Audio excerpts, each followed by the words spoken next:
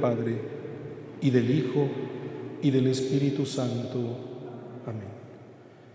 Invoquemos en lo más profundo de nuestro corazón la asistencia del Espíritu Santo para que nos siga convocando en Cristo a la alabanza del Padre, a la súplica por todas nuestras necesidades, que nos ayude a consagrar nuestra persona y nuestras comunidades, nuestra sociedad y a toda la humanidad a Dios nuestro Señor.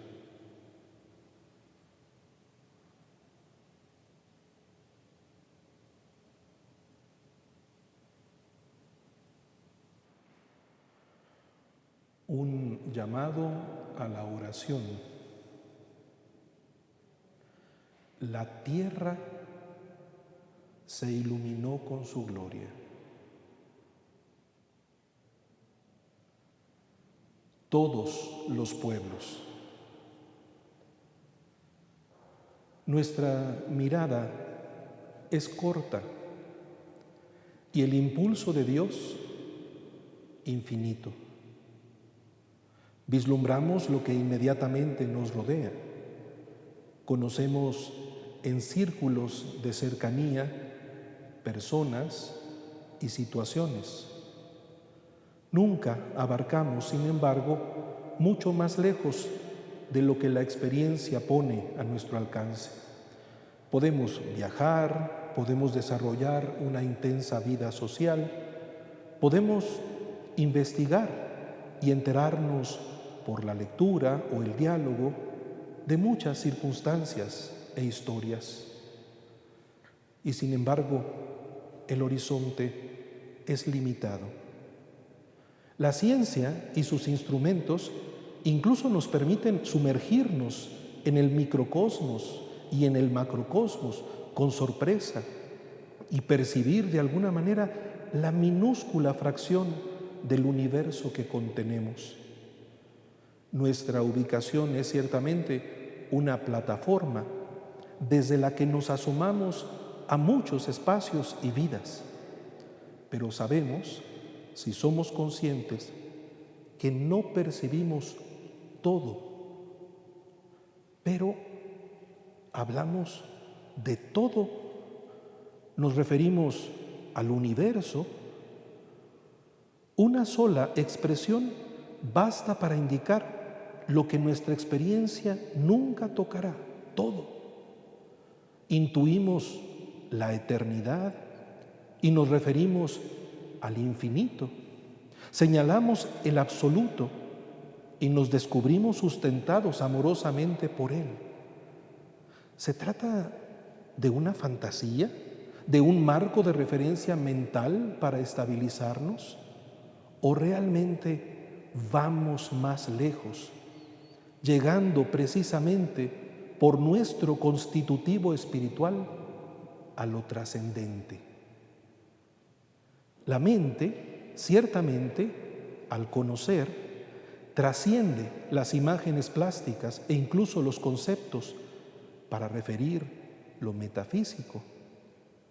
El corazón también, en su flecha insaciable, apunta más allá de todo horizonte y anhela un amor sin ocaso, un sentido sin reservas, un descanso sin anulación. Cuando en la oración dialogamos con Dios, ciertamente trascendemos lo inmediato y nos posicionamos de cara a su majestad sin frontera. Lo anhelamos y lo entendemos posible. Respecto a la creación, la contemplamos en su calidad de índice del poder y la belleza divinos. El cielo proclama la gloria de Dios. El firmamento pregona la obra de sus manos. Respecto al tiempo, reconoce que todo lo abraza.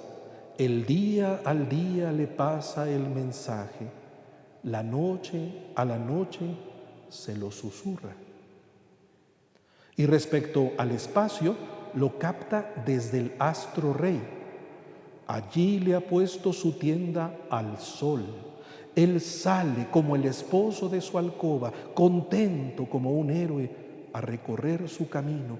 Asoma por un extremo del cielo y su órbita llega al otro extremo. Nada se libra de su calor. El mundo entero entonces comunica su mensaje, sin que hablen, sin que pronuncien, sin que resuene su voz. A toda la tierra alcanza su pregón y hasta los límites del orbe su lenguaje. En medio de todas sus obras, sin embargo, hay quien sí habla, quien sí pronuncia, el ser cuya voz puede resonar y cuya primera expresión no puede ser sino la gratitud por la existencia, el ser humano. Y ante la grandeza de Dios se convierte a la vez en invitación y anhelo. Lo cantamos también como llamado a la alabanza, deseando profundamente que se verifique y así se eleve adecuadamente desde la voz unánime de los hombres a la majestad divina. Oh Dios, que te alaben los pueblos, que todos los pueblos te alaben. Subrayamos el todos, en el que ciertamente nos sentimos incluidos y más aún, del que nos sentimos responsables como testigos de amor. Queremos que se realice el alcance universal de la oración y al mismo tiempo nos comprometemos en ello, orando por todos los seres humanos y convidándolos a vivir el gozo de la alabanza. Nos bendice el Señor nuestro Dios, que Dios nos bendiga, que le teman todos los confines de la tierra. La bendición es su propio rostro brillando sobre nosotros. Conozca la tierra tus caminos, todos los pueblos tu salvación. El más breve de los textos del Salterio lo confirma contundente. Alaben al Señor todas las naciones, aclámenlo todos los pueblos.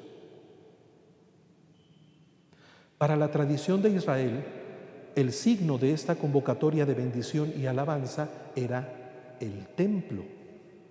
Así describe el profeta el entusiasmo al descubrir la presencia divina.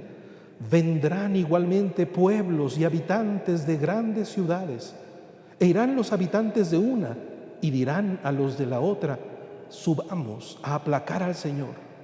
Yo también iré a contemplar al Señor del universo.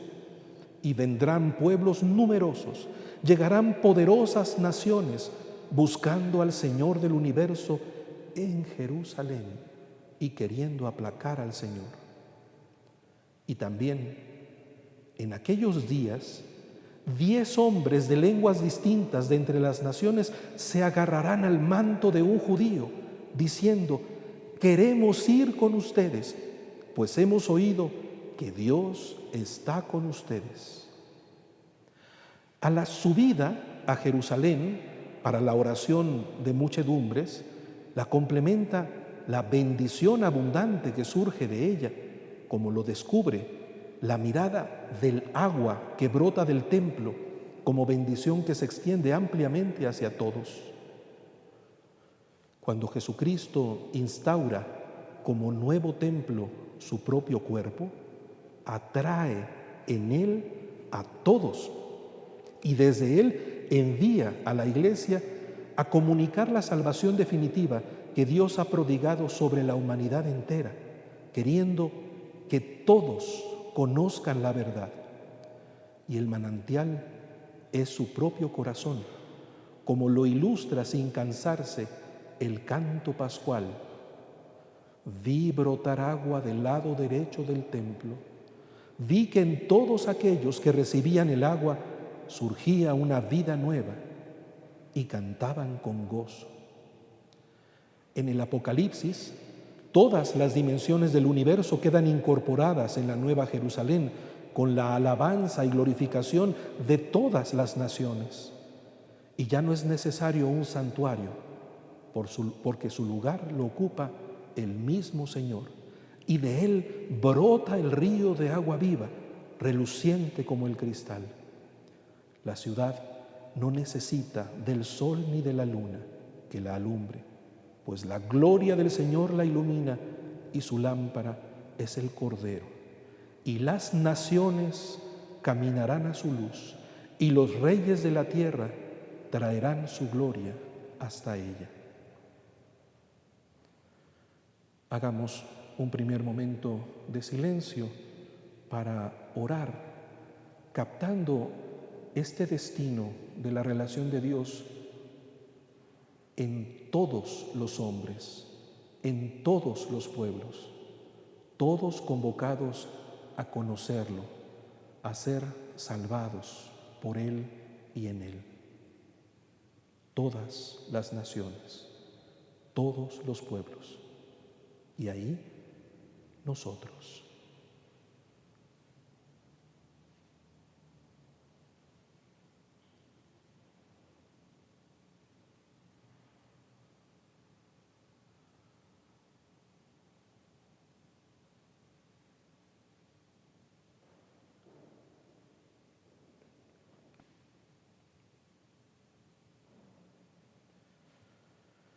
La longitud de la oración.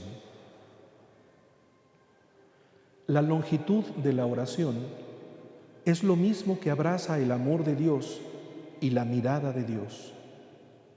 Todos los seres humanos, todos los pueblos, oramos por todos e invitamos a todos a alabar a Dios.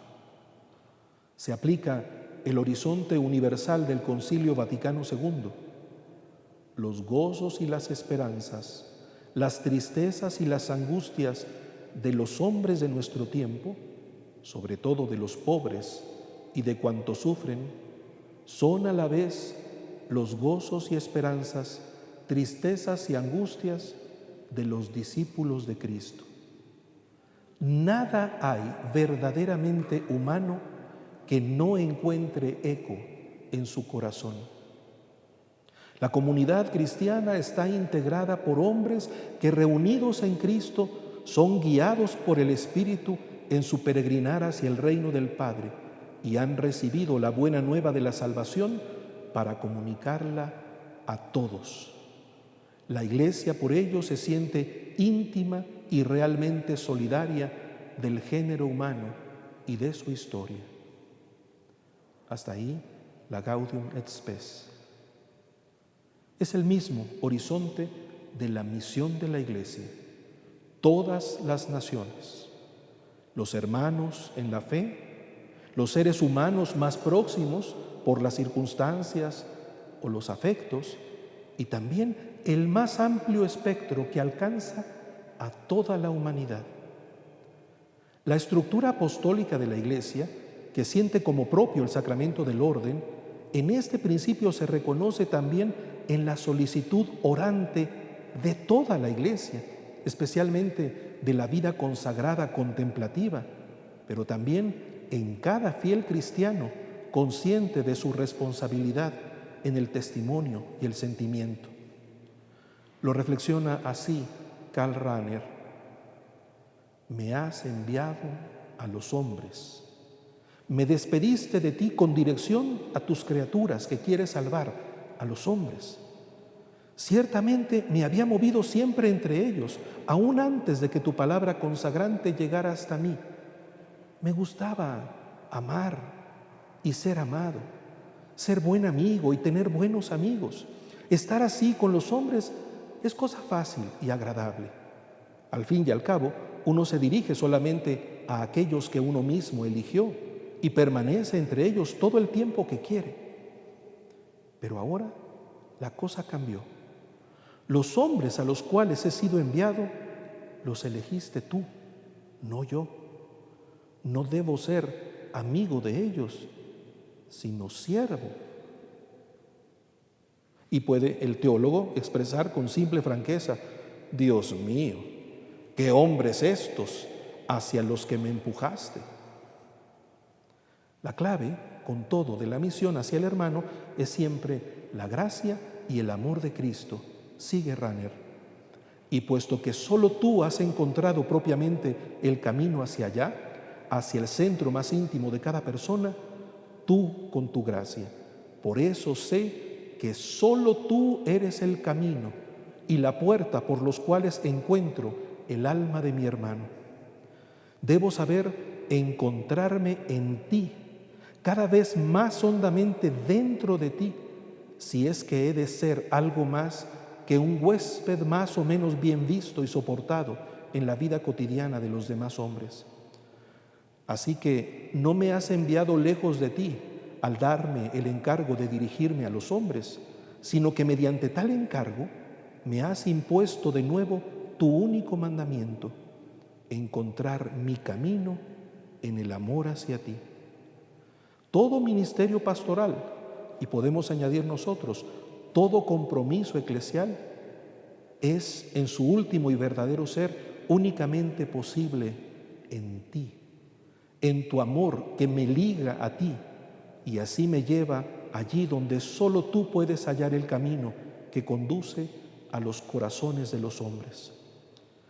A ti te encuentro en el amor y en aquello que es vida del que verdaderamente te ama a ti, en la oración. Sigue el teólogo: si hubiera yo orado más, estaría más cerca de las almas. Porque la oración, que no solo mendiga tus dones, sino que me hace vivir a mí mismo dentro de ti por el amor, no es solamente una ayuda que acompaña el ministerio pastoral, y añadimos, y toda acción eclesial. Son su primera y última acción. Señor, concluía Rahner, enséñame a orar y a amarte, porque apoyado en ti olvidaré mi propia pobreza, porque entonces podré, lo que ella deja en el olvido, introducir con paciencia la pobreza de mis hermanos en tu riqueza. Entonces, en ti, Dios de mis hermanos, podré ser verdaderamente un hermano para los hombres, uno que les puede ayudar en lo único necesario: encontrarte. En realidad, la Iglesia nos invita a ir todavía más lejos. Están en nuestra oración no solo nuestros hermanos vivos, también nuestros seres queridos difuntos. Nos unimos con los santos de todos los tiempos. Incluso pedimos por quienes no conocemos, vivos y difuntos. Suplicamos por los que se encuentran en proceso de conversión, incluso los difuntos que purgan para alcanzar la visión de Dios. Y pedimos a todos que intercedan por nosotros, mientras al mismo tiempo nos volvemos voz consciente de la Iglesia en su alabanza y en la petición por todas las necesidades. Captemos la longitud de la oración como un salir de nosotros mismos para tender hacia los hermanos, hacia todos los hombres. Descubramos que esta prolongación de la oración íntima es lo que nos hermana con todos los seres humanos y así nos vuelve solidarios en la comunión de los santos con sus necesidades y con su propio peregrinar hacia la casa del Padre.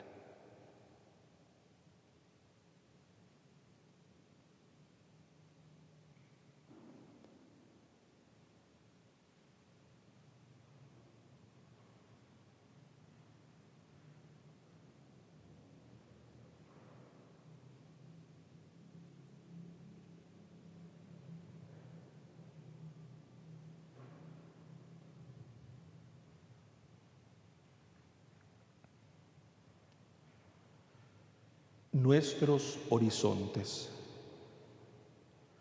La longitud de la oración pone en evidencia el alcance de nuestros horizontes. Si todo lo humano encuentra eco en el corazón de la Iglesia, tenemos que decir que nosotros también, como piedras vivas del templo santo de Dios, del cuerpo de Cristo, somos ese pulso incansable de amor que riega de sangre santa a toda la humanidad. Pero hemos de encontrarlo encarnado en cada persona, todos, pero no como una abstracción, sino en la concreción de cada existente particular. En lo personal, ninguna situación, ninguna persona, ningún hermano es ajeno a la solicitud de la oración y la caridad. Todo es susceptible de ser incorporado a la oración. Si pensamos en nuestras preocupaciones e ilusiones, en nuestros sufrimientos y alegrías, esto lo extendemos a los de nuestros seres queridos e incluso a los enemigos, llegando hasta los desconocidos. El mismo Cristo nos lo enseñó. Recen por los que los persiguen. Y esto siempre en la clave que dan las dimensiones divinas en nosotros, para que sean hijos de su Padre Celestial, que hace salir su sol sobre malos y buenos y manda la lluvia a justos e injustos. Por tanto, sean perfectos como su Padre Celestial es perfecto. La perfección de hijos significa una apertura a todos los hermanos, a todos los hombres, incluso a nuestros enemigos. Nuestra cultura vive la paradoja de tener al alcance información de todas las latitudes y también comunicación con ellas. A la vez, sin embargo, el individualismo nos aleja de la auténtica comunión. El cristianismo es siempre escuela de proximidad, porque nos vuelve conscientes del lazo no solo creatural y de especie, sino también teologal, es decir, desde nuestro común origen en el amor de Dios. Nos exige hacernos cargo unos de otros, y la solicitud que expreso por el más pequeño se convierte en garantía de la salvación ofrecida por el mismo Hijo de Dios, que se hizo uno de nosotros. Si bien nuestro alcance es corto, cada acción por el hermano necesitado adquiere el valor sacramental de servicio a toda la humanidad. Y esto se verifica también en la oración. Incluir en el espacio íntimo de nuestra oración no solo lo que vivimos personalmente, sino también a los hermanos, intercediendo por ellos, se vuelve, por lo tanto, un gesto de la más exquisita caridad. En esta escuela se nos invita a no generalizar, sino a detenernos en el rostro concreto del hombre que encontramos en nuestro camino. Lo expresaba así Unamuno, sobre la misma base de Terencio que inspiró a Pablo VI y al Concilio Vaticano II. No solo hombre soy y nada humano me es ajeno, sino ningún ser humano me es ajeno. Dice el español, soy hombre, a ningún otro hombre estimo extraño, porque el adjetivo humanus me es tan sospechoso como su sustantivo abstracto humanitas, la humanidad. Ni lo humano, ni la humanidad, ni el adjetivo simple, ni el sustantivado, sino el sustantivo concreto, el hombre de carne y hueso, el que nace, sufre y muere, sobre todo muere, el que come y bebe y juega y duerme y piensa y quiere, el hombre que se ve y a quien se oye, el hermano, el verdadero hermano. Es lo mismo que enseña Juan Pablo II. No se trata, dice él, del hombre abstracto, sino real, del hombre concreto, histórico. Se trata de cada hombre, porque cada uno ha sido comprendido en el misterio de la redención y con cada uno se ha unido Cristo para siempre por medio de este misterio. Por eso, este hombre concreto es el camino de la Iglesia y es lo que en medio de nuestra limitación asumimos como horizonte a la vez universal y singular de nuestra oración. Todo hombre en toda su irrepetible realidad del ser y del obrar, del entendimiento y de la voluntad, de la conciencia y del corazón. El hombre en su realidad singular, porque es persona, dice el Papa, tiene una historia propia de su vida y sobre todo una historia propia de su alma. El hombre que conforme a la apertura interior de su espíritu y al mismo tiempo a tantas y tan diversas necesidades de su cuerpo, de su existencia temporal, escribe esta historia suya personal por medio de numerosos lazos, contactos, situaciones, estructuras sociales que lo unen a otros hombres. Sigue el Papa, el hombre en la plena verdad de su existencia, de su ser personal y a la vez de su ser comunitario y social, en el ámbito de la propia familia, en el ámbito de la sociedad y de sus contextos tan diversos, en el ámbito de la propia nación, en el ámbito de toda la humanidad. Este hombre es el primer camino que la Iglesia debe recorrer en el cumplimiento de su misión. Hasta allí el Papa. Es, por lo tanto, el camino de nuestra oración, del amor vuelto súplica por Él, sin fronteras, pero sin abstracciones, pensando en la medida de nuestras fuerzas, en su figura concreta, en su necesidad específica, en su vocación personal y en su ubicación comunitaria y trascendente. Pensemos un momento en esto, el ser humano concreto, el hermano, en todas sus facetas y necesidades, como nuestro horizonte de oración.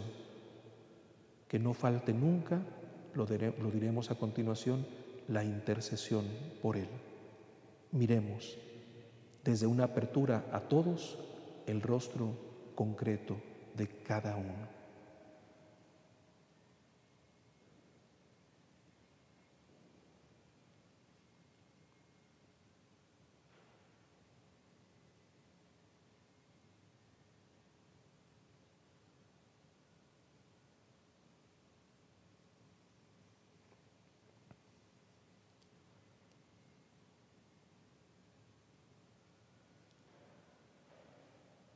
Intercesión.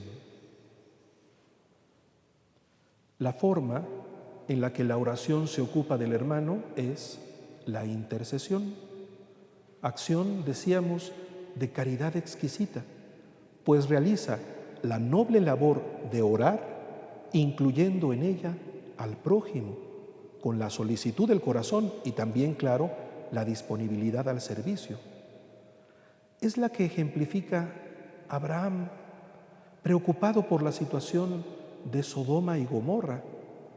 A él se le promete que por su medio se bendecirán todos los pueblos de la tierra, pero él constata que el pecado de aquellos pueblos los ha colocado en amenaza de destrucción.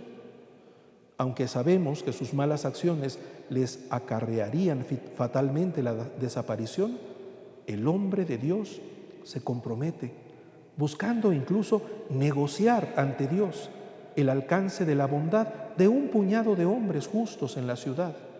Le dice Abraham a Dios: ¿es que vas a destruir al inocente con el culpable? Se atreve a preguntarle.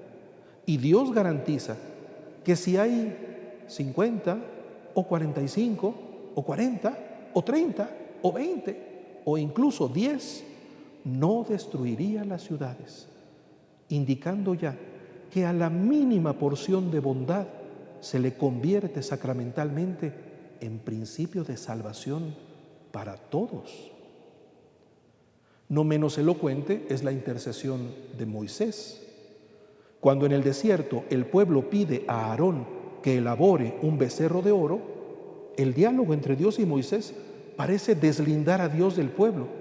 Le dice en efecto a Moisés: anda, baja de la montaña, que se ha pervertido tu pueblo, el que tú sacaste de Egipto. La notable imagen literaria da ocasión a que Moisés intervenga, reconociendo que, aunque él ha estado palmariamente al servicio del pueblo, a quien se deben en realidad las gestas extraordinarias es a Dios, y por ello suplica detener la amenaza, y le dice entonces a Dios: ¿por qué, Señor, se va a encender tu ira contra el pueblo que tú sacaste de Egipto con gran poder y mano robusta? Aleja el incendio de tu ira, arrepiéntete de la amenaza contra tu pueblo. Acuérdate de tus siervos, Abraham, Isaac e Israel. Más allá de la proyección psicológica del diálogo, incluye la solicitud del orante por el pueblo y el reconocimiento de su pertenencia a Dios. No es simplemente la súplica ante la necesidad en la pésima condición de la idolatría, sino también la constatación definitiva de que todo en la oración ha de corresponder al designio divino de salvación sobre los hombres. Sobre estas imágenes antiguas, Abraham y Moisés, aparece finalmente la figura de Jesús como el supremo intercesor. Él ciertamente pide por los suyos, por los que el Padre le ha dado, y desde ellos por todos aquellos que por su medio llegarían a creer en Él. Cristo oró por nosotros.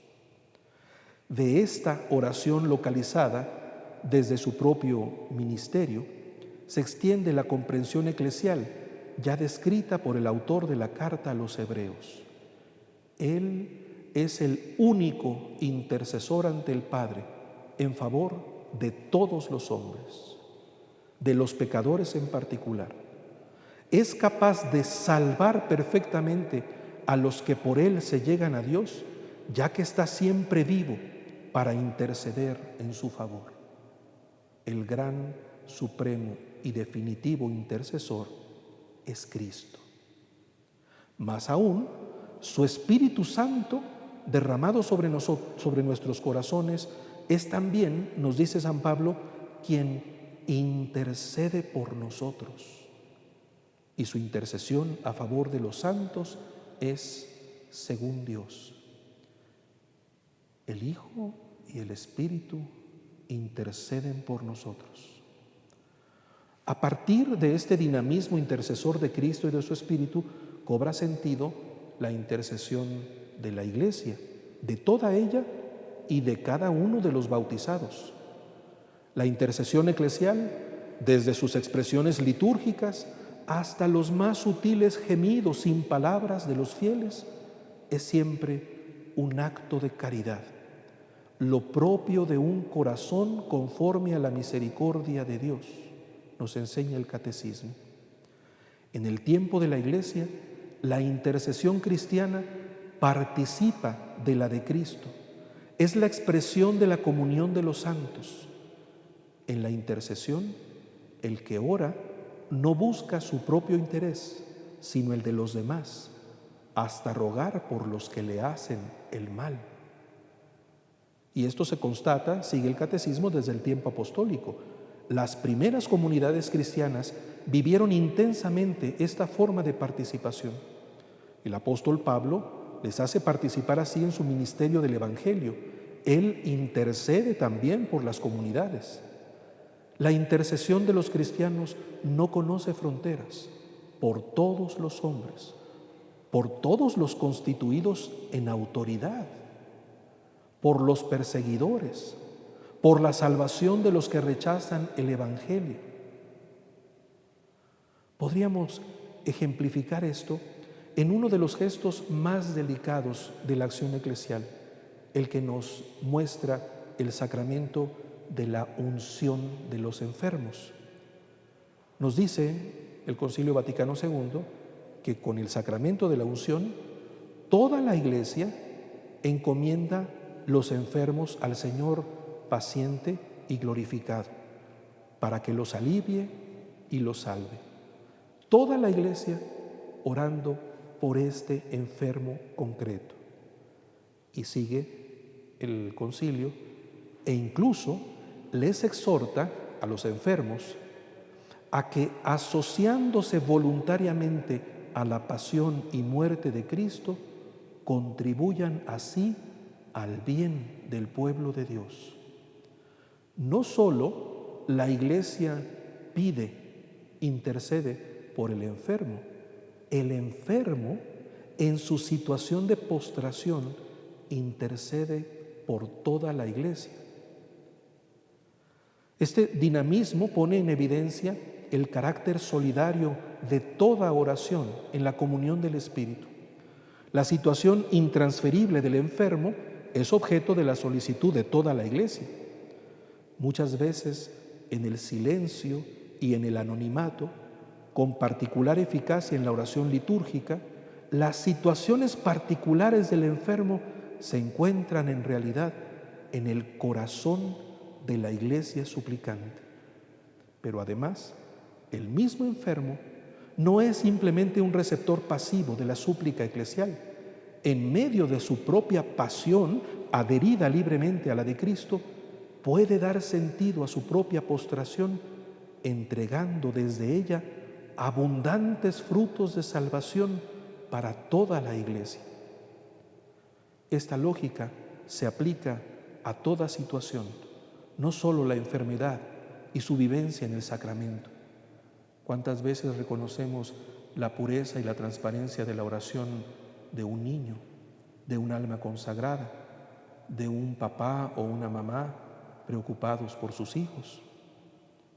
Para todos, la penitencia que podemos procurar, incluso los padecimientos que soportamos con paciencia, se convierten en una ofrenda que podemos incorporar a los méritos de Cristo. Todos tenemos sufrimientos y esos dolores pueden ser inútiles o convertirse en fuente de salvación si los incorporamos a Cristo. Ofrecemos así nuestras circunstancias particulares por el bien de todos y de esta manera edificamos el cuerpo de Cristo, quien es en su espíritu el último que en realidad da sentido de ofrenda a nuestro esfuerzo. La suprema caridad es procurar, no solo desde el testimonio y el anuncio, sino también desde la oración, que quienes no conocen a Dios lleguen a encontrarlo. Así lee San Cipriano uno de los sentidos del hágase tu voluntad en la tierra como en el cielo, del Padre Nuestro. Dice el Padre, el obispo Cipriano, ordenándonos y exhortándonos el Señor a amar incluso a nuestros enemigos y a orar por los que nos persiguen, oremos también por quienes aún son terrenos y no han empezado todavía a ser celestes. De este modo, pedimos que también con respecto a ellos se cumpla la voluntad de Dios que llevó a cabo Cristo, salvando y restaurando al hombre. En efecto, Cristo ya no llama a sus discípulos tierra, sino sal de la tierra. Y el apóstol al primer hombre lo llama salido de la tierra y al segundo venido del cielo. Con razón, por tanto, nosotros, que debemos asemejarnos a Dios Padre, que hace salir el sol sobre buenos y malos y hace caer la lluvia sobre justos e injustos, oramos así. Y siguiendo la exhortación de Cristo, pedimos por la salvación de todos, de modo que, así como en el cielo, es decir, en nosotros, se ha cumplido la voluntad de Dios de que seamos del cielo por medio de la fe, así también en la tierra, esto es, en los no creyentes, se cumpla la voluntad de Dios de que los que aún son terrenos por el primer nacimiento empiecen a ser celestes una vez nacidos del agua y del Espíritu. ¿Qué pedimos para todos? Que lleguen a encontrarse con Cristo. La oración de intercesión es participación de la única mediación de Cristo, el Señor. Si Él, como ser humano, ha compartido nuestro destino y nos entiende, nos concede también descubrir la condición del prójimo como algo que tiene que ver con nosotros, que nunca nos es ajeno, y así nos incorpora a la comunión plena de amor que constituye a la Trinidad y desde donde proviene la voluntad salvífica universal de Dios.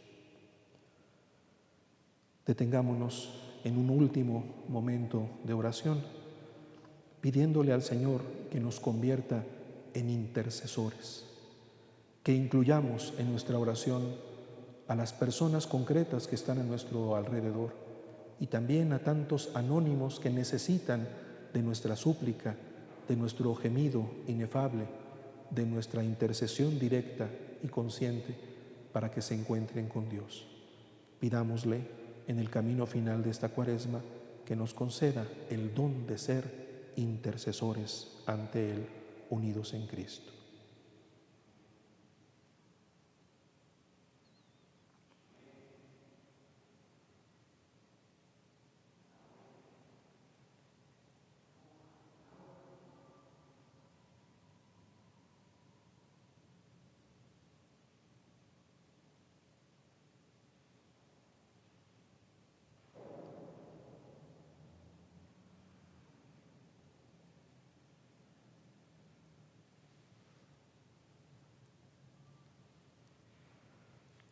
A modo de conclusión de nuestras 4 pláticas de Cuaresma, el llamado a la oración que hemos seguido ha querido considerar las 4 dimensiones de Cristo y de su obra salvífica: la altura, la profundidad, la anchura y la longitud.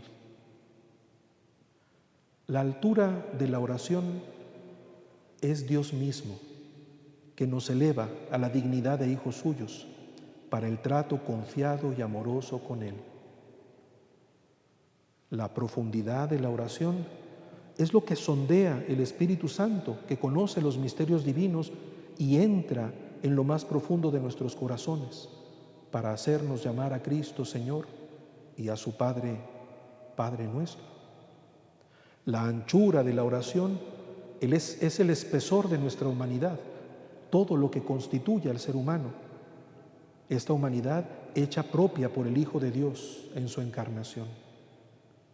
La longitud de la oración son todos los pueblos llamados a conocer y alabar a Dios.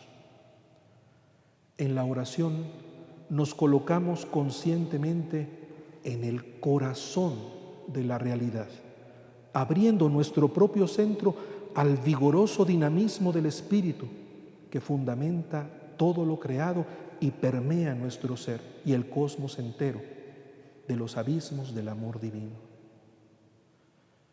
La convocatoria del Papa Francisco que hemos asumido este año corresponde a lo que San Juan Pablo II nos indicó al inicio de este milenio. Para la pedagogía de la santidad es necesario un cristianismo que se distinga ante todo en el arte de la oración.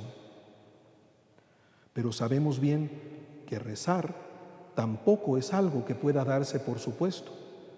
Es preciso aprender a orar, como aprendiendo de nuevo este arte de los labios mismos del Divino Maestro.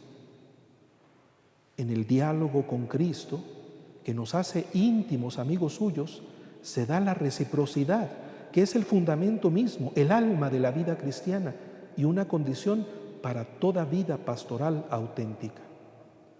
Realizada en nosotros por el Espíritu Santo, nos abre, por Cristo y en Cristo, a la contemplación del rostro del Padre. Aprender esta lógica trinitaria de la oración cristiana, viviéndola plenamente ante todo en la liturgia, cumbre y fuente de la vida eclesial, pero también de la experiencia personal, es el secreto de un cristianismo realmente vital, que no tiene motivos para temer el futuro, porque vuelve continuamente a las fuentes y se regenera en ellas. Toda vida cristiana, toda pastoral de la Iglesia, toda comunidad familiar o religiosa, toda sociedad requiere de la oración para vivir este dinamismo. Sin oración, la Iglesia pierde vida. Cerremos con otro texto de Rahner. Muchas palabras hemos enhilado sobre la oración. ¿Acaso hubieran sido mejor menos palabras? Y con todo, no hemos dicho casi nada sobre la oración, y mucho que es importante habrá quedado sin decir. De una cosa, por ejemplo, deberíamos haber hablado, porque es una condición esencial de la verdadera oración, aquello que apunta cuando dice: si partes tu pan con el hambriento y acoges en tu casa al desvalido, entonces llamarás y el Señor te responderá, le invocarás y Él dirá: aquí estoy. Finalmente, no está todo en las cosas que digamos y pensemos sobre la oración, sino en las palabras que digamos a Dios. Y estas palabras las tiene que decir cada uno, Él solo. Pueden ser débiles esas palabras, pobres y sencillas. Pueden subir al cielo como palomas de dorso plateado, mensajeras de un corazón alegre, y pueden ser como el imperceptible correr de lágrimas amargas. Pueden ser grandes y majestuosas como el trueno que se quiebra en la altura de los montes, o encogidas como la tímida confesión de un primer amor. Si salen al menos del corazón, si pueden salir del corazón, si con ellas junta su voz suplicante el Espíritu de Dios, así las oirá Dios. Ninguna caerá en el olvido y las guardará Él, esas palabras, en su corazón, porque las palabras del amor no se pueden olvidar y nos seguirá oyendo pacientemente, complacidamente, durante toda la vida, hasta que hayamos acabado de hablar, hasta que hayamos consumado el curso de nuestra vida. Y entonces hablará Él una única palabra de amor, pero esa palabra es Él mismo. Y entonces separará el latido de nuestro corazón en esa palabra para siempre. ¿No oraremos? Un llamado a la oración. Gloria al Padre, y al Hijo, y al Espíritu Santo, como era en el principio, ahora y siempre, por los siglos de los siglos. Amén. En el nombre del Padre, y del Hijo, y del Espíritu Santo. Amén.